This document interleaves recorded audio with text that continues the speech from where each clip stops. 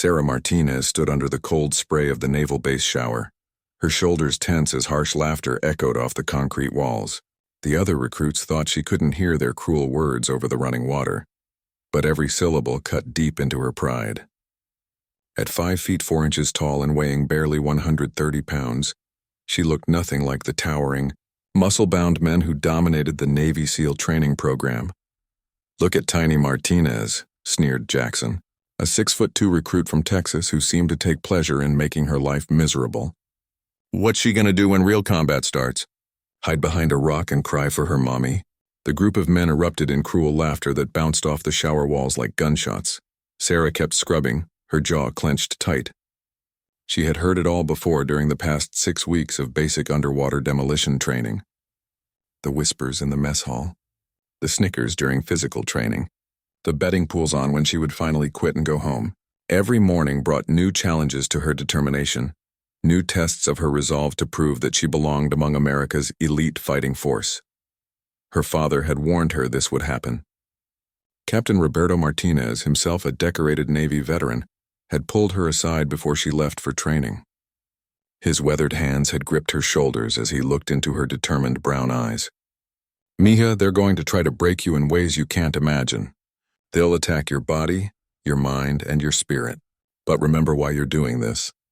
Sarah remembered that conversation now as she turned off the water and reached for her towel. She was doing this because at age 8, she had watched her older brother Miguel die in a roadside bombing in Afghanistan. She was doing this because her neighborhood in East Los Angeles had taught her that sometimes you had to fight for respect. Most importantly, she was doing this because she knew in her heart that she had something valuable to offer her country. The mockery continued as she dried off and pulled on her uniform. Rodriguez, another recruit who had initially been friendly, now avoided eye contact. The social pressure to exclude her had proven too strong for most of the men to resist. Only a few recruits like Thompson and Williams treated her with basic human decency, but even they couldn't shield her from the daily humiliation. "Hey, Martinez," Jackson called out as she headed for the door. "My grandmother could probably handle more weight than you during pack march. Maybe you should consider joining the Coast Guard instead. I hear they're more accepting of limitations."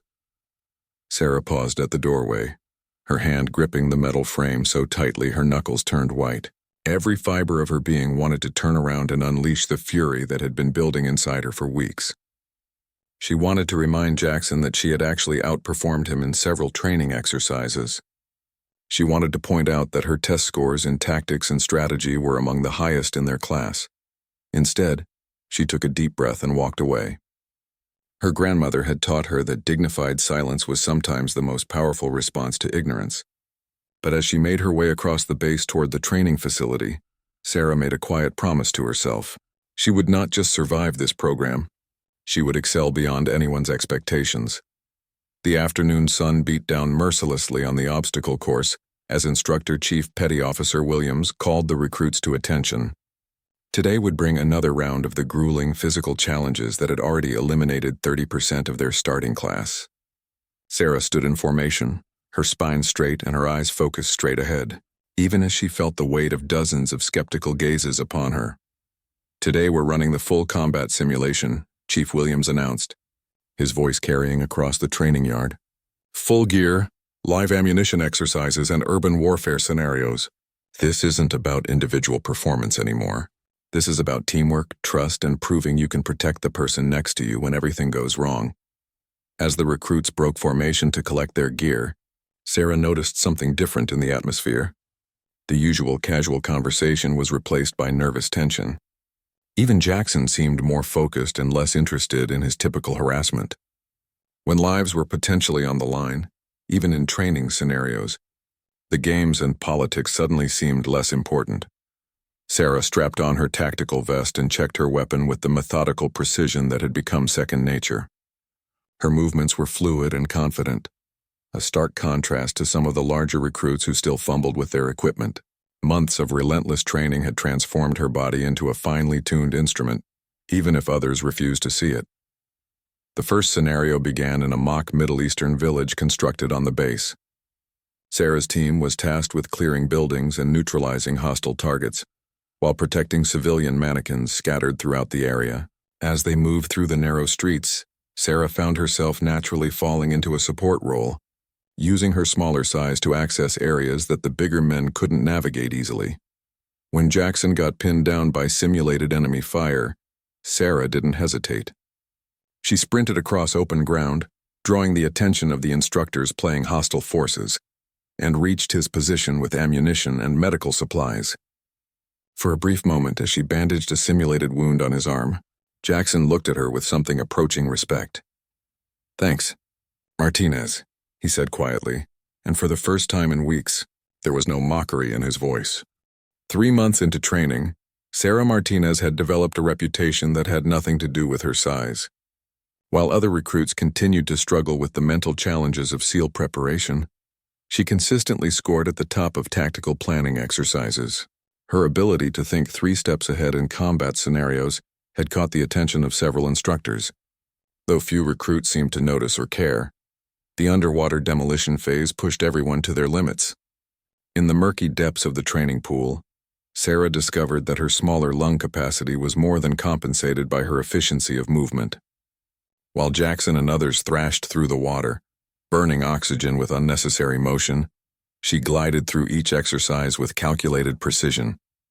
Her swimming instructor, Master Chief Gonzalez, had started using her technique as an example for the struggling recruits.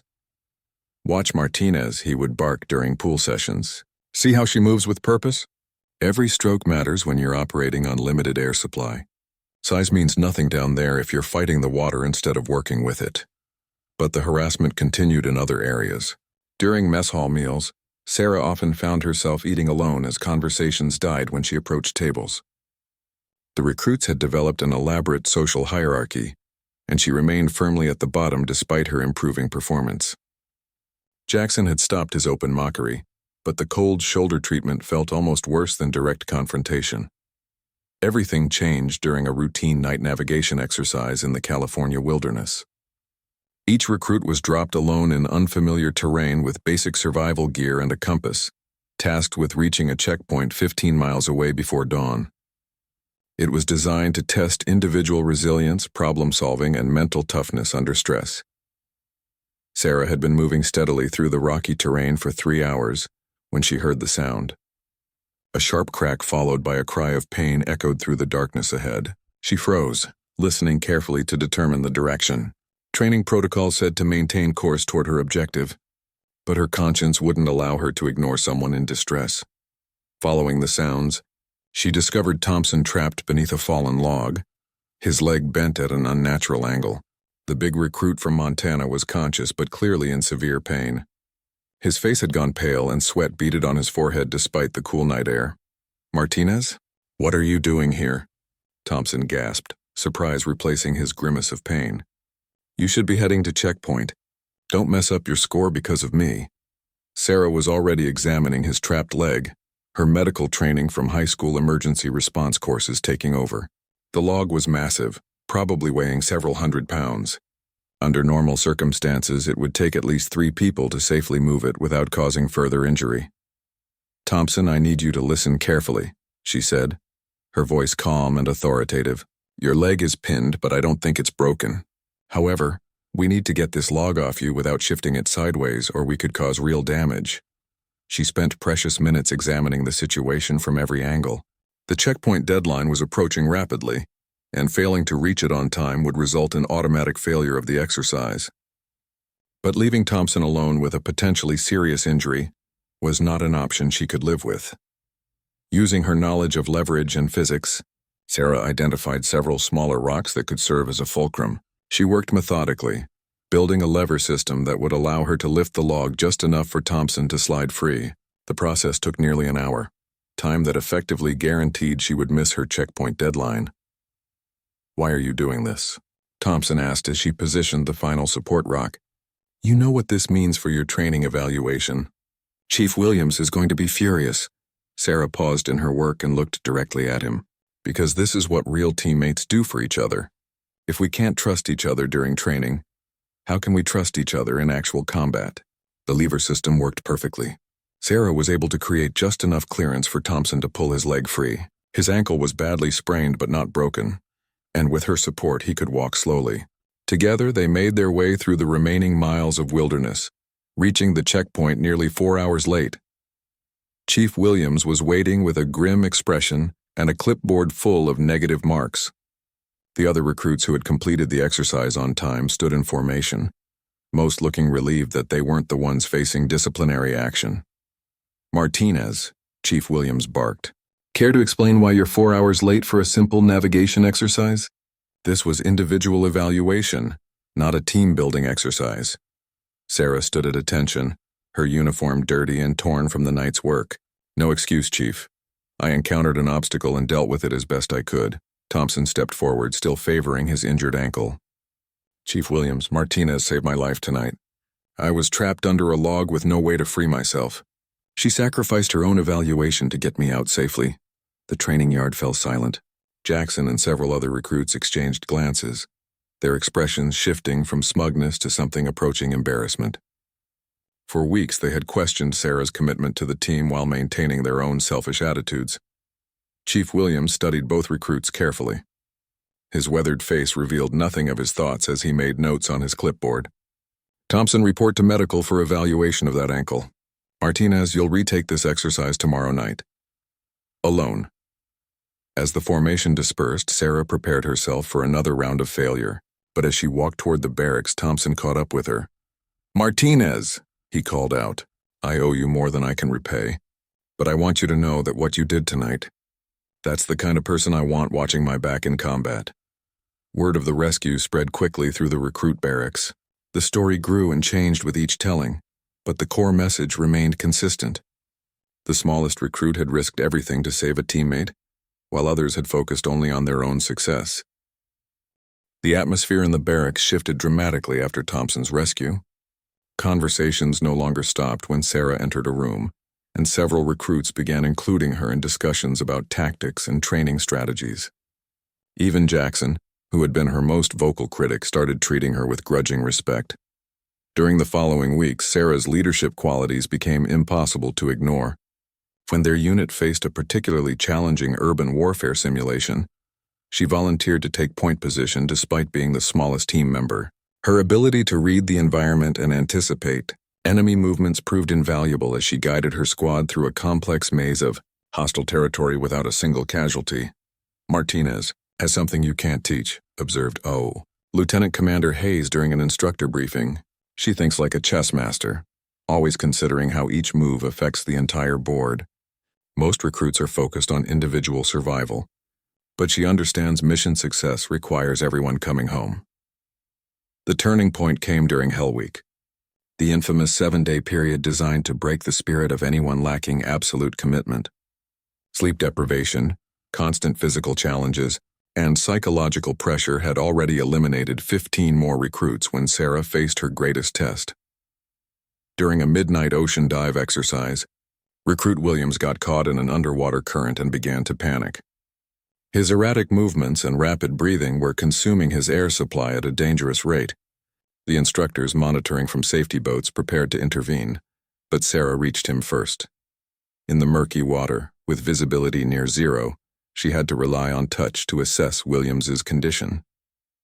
His breathing apparatus was functioning properly, but his panic was creating a life-threatening situation. Sarah made a split-second decision that would later be studied in SEAL training manuals.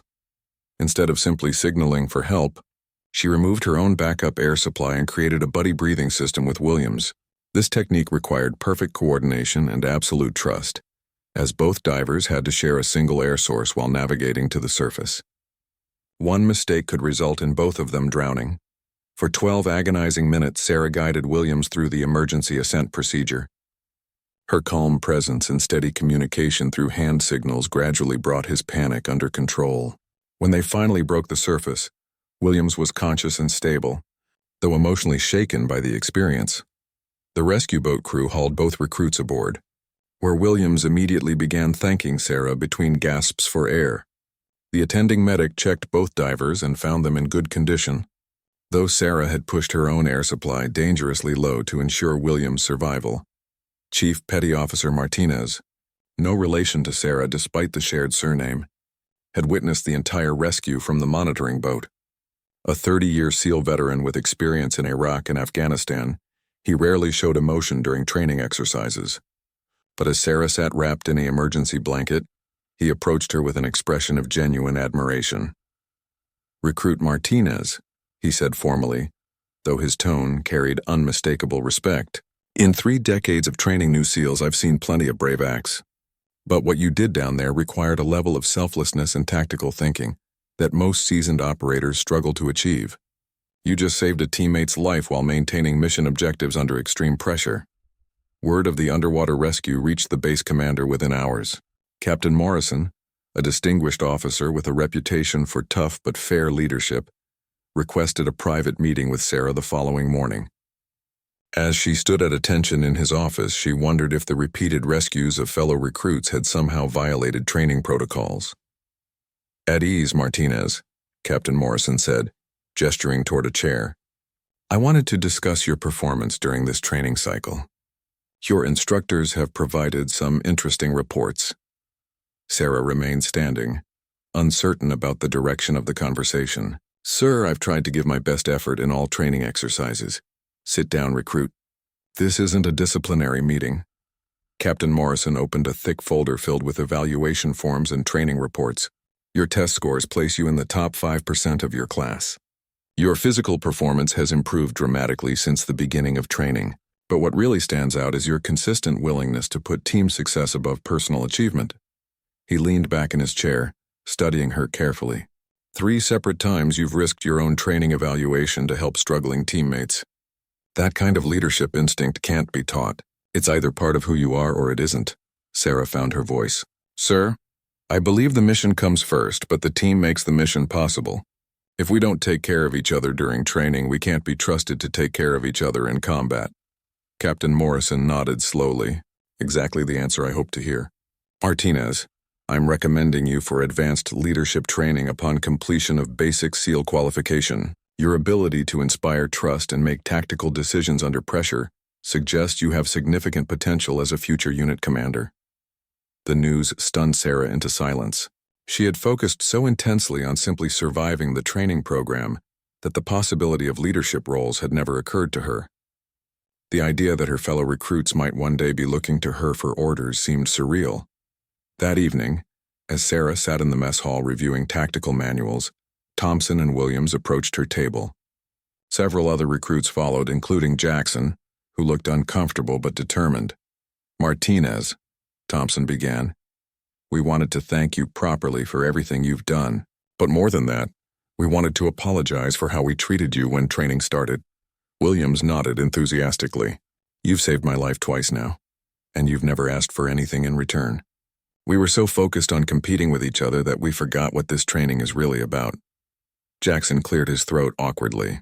"Look, Martinez, I was wrong about you. Way wrong. I let my own insecurities make me treat you badly, and that's on me. If we end up on the same team someday, I'd be honored to serve under your command." 2 years had passed since Sarah Martinez completed SEAL training, and her reputation within the special operations community had grown significantly.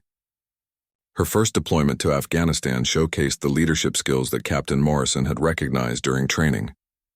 Leading a small reconnaissance unit through hostile territory, she successfully completed 12 high-risk missions without losing a single team member.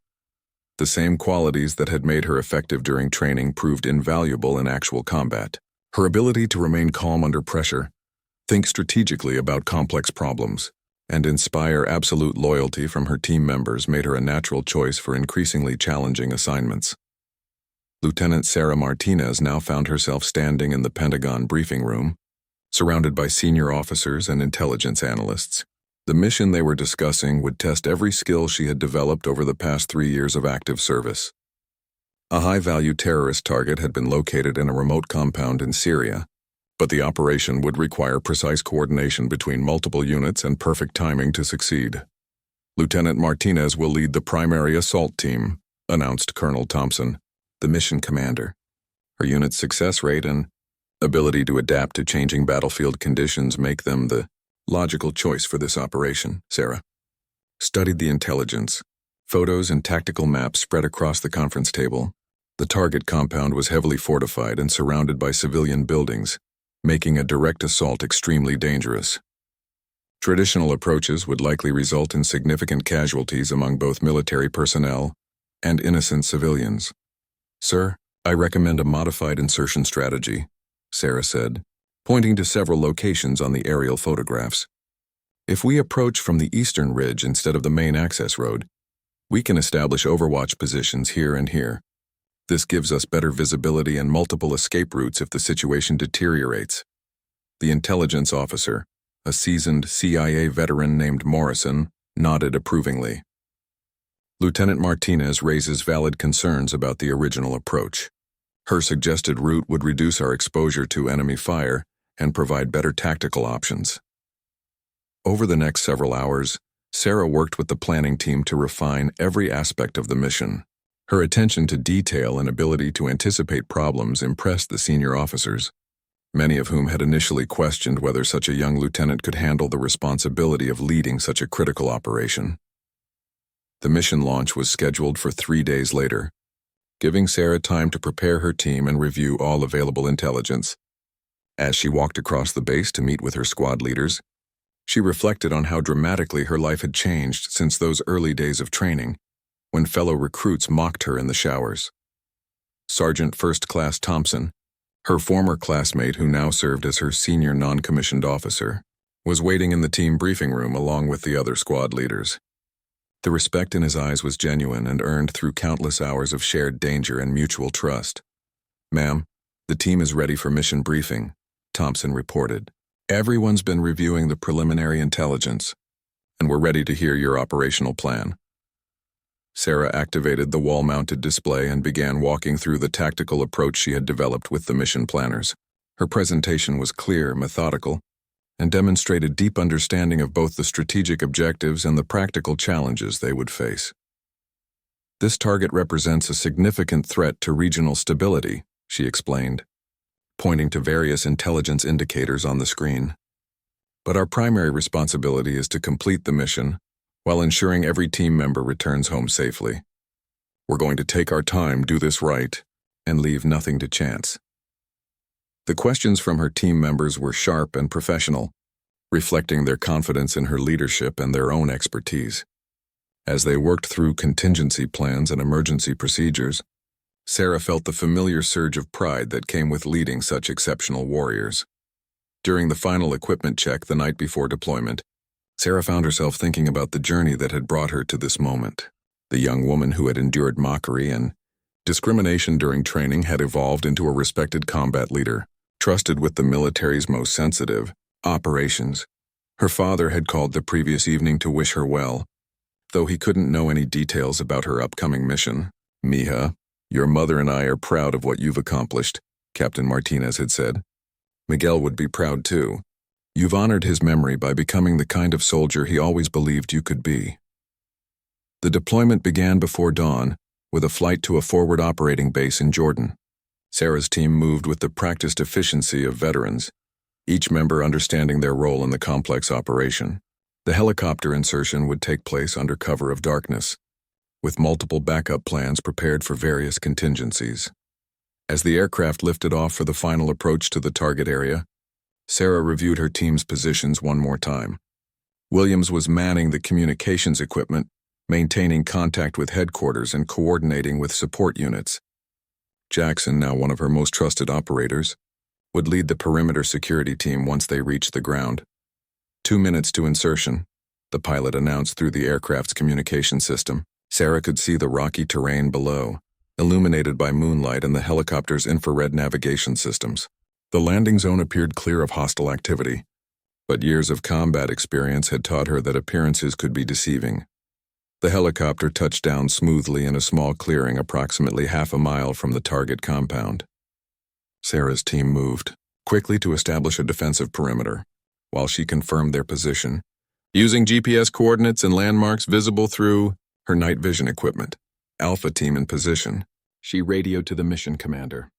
"Beginning approach to target location. All team members accounted for and ready to proceed." The response came back immediately. "Roger, Alpha team. You are cleared to proceed with primary mission. Good hunting, Lieutenant Martinez." As her team began moving through the rugged terrain toward their objective, Sarah felt the familiar mixture of anticipation and responsibility that accompanied every combat operation.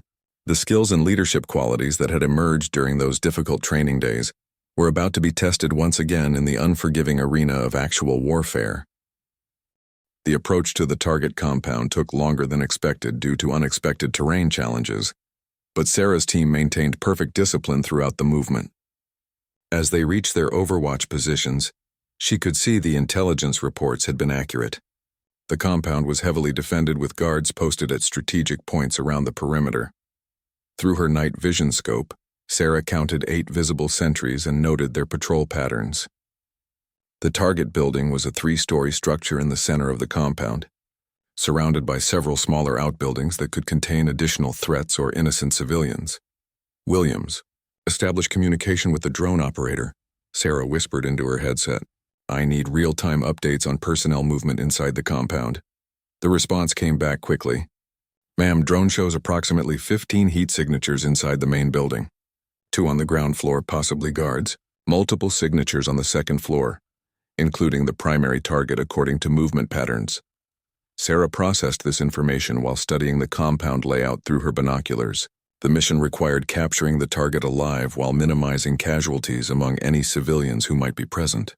The complex tactical situation demanded the kind of precise execution that had become her specialty. Jackson, position your team to cover the eastern approach, she ordered. Thompson, take 3 operators and secure the vehicle compound. Williams, you're with me for the primary building assault. Her team moved into position with the silent efficiency that came from years of training and combat experience together. Each operator knew exactly what was expected and trusted their teammates to perform their assigned roles perfectly. The assault began when Sarah's team simultaneously neutralized the perimeter guards using suppressed weapons. The coordinated action eliminated the immediate external threat, while maintaining the element of surprise. Within 60 seconds, her operators had control of the compound's outer defenses. Moving toward the main building, Sarah could hear voices from inside as the occupants began to realize something was wrong. Time was now critical, as any delay would allow the targets to escape or destroy valuable intelligence materials. Breaching in 3, 2, 1. Sarah announced as Williams prepared the explosive charge for the main door. The controlled explosion created a perfect entry point, while minimizing structural damage that could harm anyone inside the building. Sarah led the entry, her weapon ready as she moved through the doorway with Williams close behind. The ground floor appeared empty except for 2 guards who had been neutralized during the initial breach. Intelligence reports indicated the primary target was located on the 2nd floor. The staircase was narrow and presented a significant tactical challenge, as anyone ascending would be vulnerable to fire from above. Sarah made a quick decision that demonstrated the kind of innovative thinking that had made her reputation. Williams, cover the staircase. I'm going up the exterior to the 2nd floor window, she radioed. Using her climbing equipment and taking advantage of her smaller size, Sarah was able to scale the building's outer wall and approach the target location from an unexpected direction. The 2nd floor room contained exactly what the intelligence reports had predicted. The high-value target was present along with several associates and what appeared to be important documents and computer equipment. Sarah's approach from the window caught everyone by surprise, giving her a critical tactical advantage. Nobody move. United States Navy, she announced clearly as she secured the room. The target and his associates complied immediately, recognizing that resistance would be futile against a fully equipped special operations team. Williams joined her moments later via the staircase, and together they secured all personnel and began collecting intelligence materials. The entire operation had taken less than 15 minutes from initial breach to target capture, with no casualties among either the assault team or the captured individuals. Alpha team to control, Sarah radioed. Primary objective secured. Target and associates in custody. Intelligence materials recovered, requesting immediate extraction. The helicopter pickup went smoothly, with Sarah's team and their prisoners aboard the aircraft within 20 minutes of mission completion. As they lifted off from the landing zone, she felt the satisfaction that came with a perfectly executed operation. Back at the forward operating base, the mission debrief revealed the significant value of the intelligence materials they had recovered. The captured documents and computer files provided crucial information about planned terrorist activities across the region, potentially saving hundreds of innocent lives. Colonel Thompson, the mission commander, personally commended Sarah's team during the debrief session. Lieutenant Martinez, your innovative approach and flawless execution of this operation exemplify the highest standards of special operations. Your team's performance was outstanding. More importantly to Sarah, every member of her team returned safely. The bonds of trust and mutual respect that had developed since their training days had enabled them to work together seamlessly under extreme pressure. 3 weeks later, Sarah received orders that would change her career trajectory once again. The Department of Defense was establishing a new special operations unit focused on high-risk counterterrorism missions, and they wanted her to serve as the unit's executive officer. The promotion came with significant responsibility and the opportunity to train and lead other special operations teams. Sarah would be working directly with senior military commanders and intelligence officials to develop strategies for combating emerging terrorist threats around the world. As she prepared to leave her current assignment, Thompson and the other members of her team organized a farewell gathering. The men who had once mocked her during training showers now considered it an honor to have served under her command. "Ma'am, it's been a privilege," Thompson said as he presented her with a custom-made challenge coin commemorating their successful missions together. "You've taught us all what real leadership looks like. Wherever you go next, you're going to make them better." Looking around at her team members, Sarah realized that her journey from ridiculed recruit to respected commander represented something larger than personal achievement. She had proven that leadership wasn't about size or strength, but about character, intelligence, and the willingness to put others before yourself. 5 years had passed since Lieutenant Colonel Sarah Martinez took command of Task Force Omega, the military's most elite counterterrorism unit. Under her leadership, the organization had successfully completed over 40 high-risk missions across 3 continents, earning recognition from the highest levels of government and military leadership. The same woman who had once endured mockery in training facility showers now briefed generals, senators, and cabinet members on national security matters. Her strategic insights and operational expertise had made her one of the most respected voices in the special operations community. Standing in the Pentagon briefing room, Sarah addressed a gathering of senior military officials about emerging threats in Southeast Asia. Her presentation combined detailed intelligence analysis with practical operational recommendations, demonstrating the analytical skills that complemented her proven battlefield leadership. "The threat network we've identified represents a fundamental shift in terrorist organization structure," she explained, pointing to various connections displayed on the large screen. "They're using sophisticated technology and decentralized command structures that require new approaches to disruption and elimination." General Morrison, the Joint Chiefs Chairman, leaned forward with interest. "Colonel Martinez, what kind of operational changes are you recommending to address these evolving threats?" Sarah had anticipated this question and had prepared comprehensive recommendations based on her team's recent mission experiences. "Sir, we need smaller, more flexible units capable of rapid deployment and autonomous decision-making. The traditional large-scale operations are too slow and visible for these new target sets." Her proposal outlined a revolutionary approach to special operations that emphasized intelligence, precision, and minimal footprint over overwhelming force. The concept she presented reflected years of hard-won experience and deep understanding of both enemy tactics and friendly capabilities. After the briefing concluded, General Morrison approached Sarah privately. "Colonel, your analysis is exactly what we needed to hear. The Secretary of Defense wants to implement your recommendations immediately. We're talking about a complete restructuring of how we conduct these operations." The conversation continued in General Morrison's private office, where he revealed that Sarah was being considered for promotion to Brigadier General and command of all special operations units in the Pacific region. The responsibility would include oversight of thousands of personnel and operational authority across multiple countries. "Martinez, you've earned this opportunity through exceptional performance and innovative thinking," General Morrison said, "but I want you to understand the challenges you'll face. You'll be the youngest woman ever to hold this position, and there will be those who question whether you're ready for this level of responsibility. Sarah listened carefully, thinking about the journey that had brought her to this moment. From the humiliation of training days through the satisfaction of successful combat operations, each experience had prepared her for greater challenges and responsibilities. "Sir, I appreciate your confidence in my abilities," she replied. "I've spent my entire career proving that effectiveness isn't determined by traditional expectations. If you believe I can make a difference in this role, I'm ready to accept the challenge." The promotion ceremony took place 3 months later at the Naval Academy, where Sarah had once dreamed of attending as a young girl. Her parents, now in their 70s, sat in the front row with tears of pride in their eyes. Captain Roberto Martinez wore his dress uniform, his chest covered with ribbons from his own distinguished career. As the one-star general's insignia was pinned to her uniform, Sarah thought about Miguel, her brother who had died so many years ago in Afghanistan. His sacrifice had motivated her initial decision to serve, and his memory continued to inspire her dedication to protecting others. The ceremony audience included many of the men who had served under her command throughout her career. Thompson, now a Master Chief Petty Officer, had traveled from his assignment in Germany to attend.